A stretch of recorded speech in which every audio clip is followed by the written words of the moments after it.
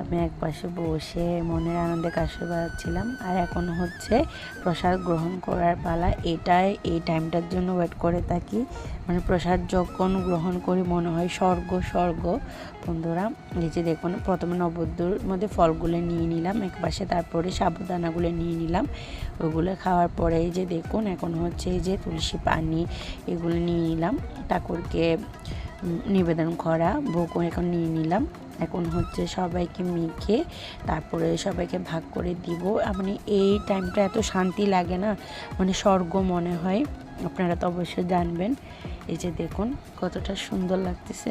এখন হচ্ছে একটা বড় গামলার মধ্যে সব কিছু মাখাই সবাইকে বাটিতে বাটিতে ভাগ করে দিলাম। তারপর আমি তো গামলাতে খাওয়া শুরু করে দিয়েছি। আর আরেকটি কথা হচ্ছে যে বাসায় রান্না করলে তো মানে রান্নার টেস্ট ভালো হয়, কিন্তু যদি ঠাকুরের নাম দিয়ে রান্না করা হয় না, এই টেস্টটা আরও দ্বিগুণ বেড়ে যায়, অনেক গুণ বেড়ে যায়, শুধু দ্বিগুণ না।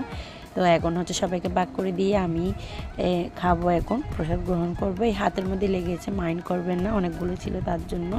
সো বাই, পরে অন্য ভিডিওতে দেখা হবে।